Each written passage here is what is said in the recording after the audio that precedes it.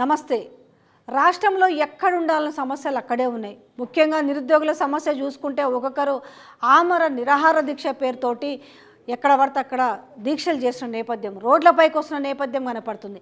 ఇట్లాంటివన్నీ ఒకవైపు అయితే మరొక వైపుకి వచ్చేసి ఇచ్చిన గ్యారంటీ హామీలకు దిక్కు లేకుండా పోయింది. ఒక రుణమాఫీ పైన ఫోకస్ చేసిరు, అది ఎప్పుడు ఇస్తారు ఎట్లు ఇస్తారో తెలియదు. మరొక వైపు రైతు బంధు, రైతు భరోసా అనేది ఊసే ఎత్తకుండా పోయారు.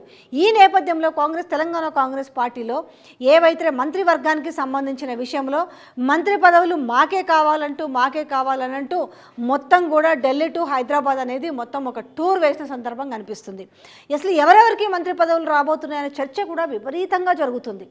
ఈ నేపథ్యంలో మనకు అందులో వినిపిస్తున్న ఏమేంటి, రాజగోపాల్ రెడ్డి పేరు వినిపిస్తుంది. ఖచ్చితంగా నాకు హోమ్ మినిస్టర్ ఖచ్చితంగా మంత్రి పదవి కావాలి అనేసి, ఎందుకంటే ఆయన ఒక కండిషన్ పెట్టాడు. ఎప్పుడు భువనగిరిలో ఎంపీ ఎలక్షన్ జరుగుతున్నాడు, భువనగిరి సీటు గెలిపించుకోవాలి. ఎందుకంటే తన శిష్యుడు లేకపోతే తన ఫ్రెండ్ కావచ్చు చామల కిరణ్ కుమార్ రెడ్డి అనే వ్యక్తి గెలవాలంటే ఖచ్చితంగా రాజగోపాల్ రెడ్డి మద్దతు చాలా అవసరం. ఆయన మద్దతు కావాలి. ఆయన వ్యయ ప్రయాసాలకు గెలిపించుకోవాలంటే ఖచ్చితంగా నాకు మంత్రి పదవి ఇస్తే నేను చామల కిరణ్ కుమార్ రెడ్డిని గెలిపించుకుంటున్నాను అన్న విషయం అందరికీ తెలిసిందే. ఇటు రాజగోపాల్ రెడ్డి కూడా వ్యయ ప్రయాసాలకు వచ్చి ఆ సీట్ని గెలిపించుకున్న విషయం కూడా అందరికీ తెలిసింది. ఒకవేళ ఆ బాధ్యతను కనుక రాజగోపాల్ రెడ్డి తీసుకోకపోయి ఉంటే ఆ సీటు మాత్రం ఖచ్చితంగా బీజేపీ ఖాతాలో పడేది. ఇక్కడ ఒక మంత్రి పదవికి ఖచ్చితంగా ఏదో రకంగా ఆయనకు క్యాబినెట్లో చోటు కల్పిస్తారు అనేది మాత్రం మనకు పక్కా వివరాలు అందుతున్న నేపథ్యంలో ఇప్పటికే ఒకే కుటుంబం నుంచి 2 మంత్రి పదవులు, అది ఎట్లా సాధ్యం అవుతుంది? అందులో ఉమ్మడి నల్గొండ నుంచి ఆల్రెడీ 2 మంత్రులు ఉన్నారు కదా. ఆల్రెడీ ఒకటి ఉత్తమ్ కుమార్ రెడ్డి ఉన్నారు, మరొక వైపు కోమటిరెడ్డి వెంకటరెడ్డి ఉన్నారు. మరి ఇలాంటి నేపథ్యంలో అది ఒకే కుటుంబం నుంచి ఇద్దరికి, అందులో ఉమ్మడి నల్గొండ జిల్లా నుంచి 3 మంత్రులకు స్థానం కల్పిస్తారనంటే కాంగ్రెస్ పార్టీలో ఏదైనా సాధ్యమే, ఏదైనా జరగవచ్చు అనే వార్త కూడా వినిపిస్తుంది. మరి ఏదైనా సాధ్యమే అన్నప్పుడు నా భార్య కూడా, ఎందుకంటే నా భార్య కూడా సీనియరే కాబట్టి ఉత్తమ్ కుమార్ రెడ్డి తన సతీమణికి కూడా ఖచ్చితంగా క్యాబినెట్లో స్థానం కావాలనేసి ఆయన కూడా తన డిమాండ్ అక్కడ పెట్టడం జరిగింది.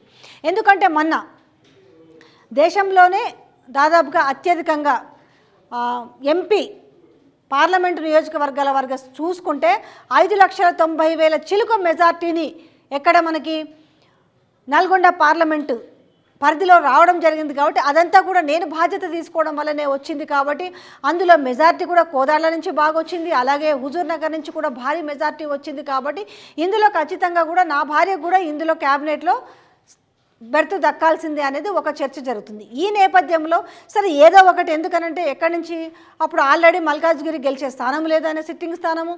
తర్వాత ఆయన ఏదైతే సొంత గడ్డ ఉందో ఆ గడ్డ నుంచి కూడా గెలిచే అవకాశం లేకపోయి, ఈ నేపథ్యంలో భువనగిరి గనుక పోయిందంటే తన పరువు కాస్తా పోతుంది.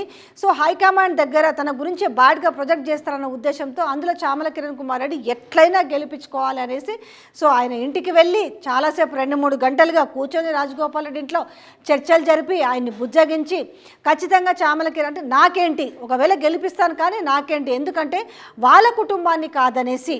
ఎందుకంటే 2 సార్లు, ఒకరు అక్కడ అన్నయ్య ఎంపీ అయ్యారు, మరొకరు తమ్ముడు ఎంపీ అయ్యారు. మధ్యలో ఒక దఫా మాత్రం అయ్యింది ఎవరు అనంటే బూర నరసయ్య గౌడ్, అప్పుడు బీఆర్ఎస్ నుంచి అంటే టీఆర్ఎస్ నుంచి ఎంపీగా అయ్యారు. ఈ నేపథ్యంలో నేను గెలిపించుకుంటాను, నేను ఇంత స్ట్రెస్ తీసుకుంటాను, కాబట్టి నాకేంటి అన్నప్పుడు నా మంత్రి పదవి కనుక నాకు మంచి క్యాబినెట్లో కనుక మంచి బెర్త్ దక్కాలి ఖచ్చితంగా అంటే దానికి ఖచ్చితంగా మాట తీసుకొని, ఎందుకంటే ఇదే మాట నేను హోంమంత్రిగా అవుతాను అనేసి ఆయన చిట్చాట్లు కూడా గతంలో చెప్పడం జరిగింది. అలాంటిది ఆయన కూడా లీకులు ఇచ్చుకున్నాడు, ఖచ్చితంగా నాకు మంత్రి పదవి వస్తుందనేసి.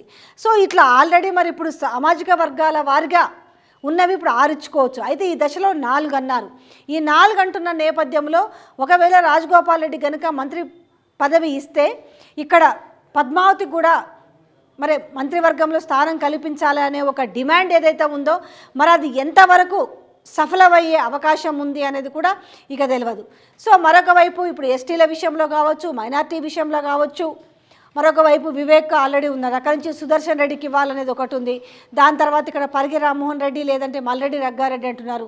అంతేకాకుండా ఇంకొక ఇద్దరికైతే 4 ఒక దశలో ఇప్పుడు ఒకవేళ అనౌన్స్ చేస్తే ఇంకొక 2 పెండింగ్ ఉంటాయి. ఈ 2 పెండింగ్లో మరొక వైపు రేవంత్ రెడ్డి ఒకవైపు క్లారిటీనే ఇస్తున్నాడు. ఏంటి అనంటే కాంగ్రెస్ బీ ఫామ్ నుంచి గెలిచిన వాళ్ళకి మాత్రమే మంత్రి పదవులు ఉండే అవకాశం ఉందని చెప్తున్నప్పటికీ మరి ఇక్కడి నుంచి పోయినా మరి సీనియర్లు ఉన్నారు, మరి రాబోయే వాళ్ళు ఎవరు? ఎందుకంటే నేను మొన్న కూడా ఒక వార్త చేశాను కదా, ఇటు సబితా ఇంద్రారెడ్డి విషయంలో కావచ్చు, సుధీర్ రెడ్డి విషయంలో కావచ్చు, లేదంటే ఇంకొంతమంది సీనియర్ల విషయంలో కావచ్చు, వీళ్ళని కూడా రాబట్టుకొని ఖచ్చితంగా మంత్రి పదవులు ఎవరెవరికి కేటాయించాలనే అంశం పైన కూడా చర్చ జరుగుతుందనేసి.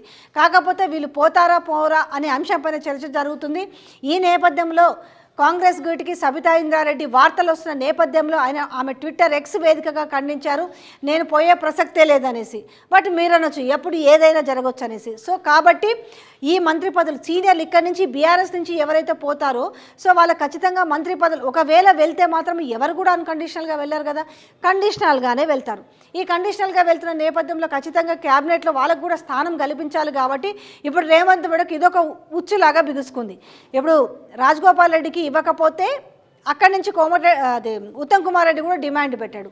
బట్ రాజగోపాల్ రెడ్డి మంత్రి పదవి ఇవ్వకపోతే రాజగోపాల్ రెడ్డి ఊరుకునే ప్రసక్తి లేదు. ఎందుకంటే ఆయన వ్యయ ప్రయాసాలు మీదేసుకొని ఆయన చాలా కష్టపడి అక్కడ ఆ సీట్ని గెలిపించాడు. ఆయన కనుక పూనుకోకపోయి ఉంటే ఆ సీటు గెలిచే అవకాశం లేదని ప్రతి ఒక్కరికి తెలిసిన విషయమే. ఈ నేపథ్యంలో ఇదొక తలకాయ నొప్పి అయితే మరొక తలకాయ నొప్పి వచ్చేసి కార్పొరేషన్ల విషయంలో ఏవైతే కార్పొరేషన్ పదవులు వెల్లడించారో అవి కూడా మళ్ళీ కూడా మొత్తం కూడా రివైజ్ చేస్తారు. వాళ్ళల్లో చాలామంది మార్పులు చేర్పులు ఉండే అవకాశం ఉందని కూడా చెప్తున్నారు.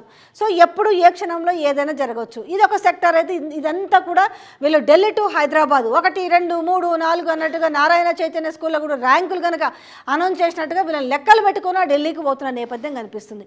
ఈ నేపథ్యంలో అసలు తెలంగాణలో పాలన అనేది ఎటు పోయిందో తెలియదు. మీకు ఒక అంశం క్లియర్గా చెప్తా. ఓ శుద్ధపూస మాట్లాడుతున్నాడు, మీకు అందరికీ తెలిసే.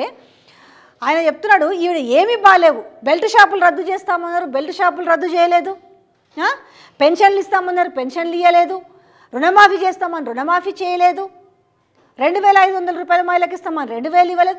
ఇది ఏమీ చేయలేదు. కానీ రేవంత్ రెడ్డిని మాత్రం కేసీఆర్తో పోల్చొద్దంట. ఎగ్జాక్ట్లీ కదా, రేవంత్ రెడ్డిని కేసీఆర్తో ఎట్లా పోలుస్తారు? ఎందుకు అనంటే ఆయన సవ్యంగానే ఇచ్చిండు కాబట్టి. ఎందుకంటే మీలాంటి వాళ్ళకు గుంట నక్కల్ లాంటి వాళ్ళకు అక్కడ పదవులు దక్కలేదని చెప్పి ఈరోజు మీరు ఎగిసెగిసి పడుతున్నారే. ఈ 7 నెలల కాలంలో ఏం జరిగింది? నిజమే, నేను ఇప్పటికీ చెప్తాను, నక్కకి నాగలోకానికి ఉన్నంత తేడా ఉంది కేసీఆర్కి అండ్ రేవంత్ రెడ్డికి పరిపాలనలో. వీళ్ళ పదవులు వీళ్ళ కింద సీట్లు జరగకుండా చూసుకోవడమే తప్ప ప్రజా సమస్యలను గాలి కొదిలేసిన వాళ్ళ గురించి ఈరోజు మేధావులు అనే వాళ్ళు మాట్లాడుతుంటే తెలంగాణ యావత్ జనం అసహించుకుంటుంది.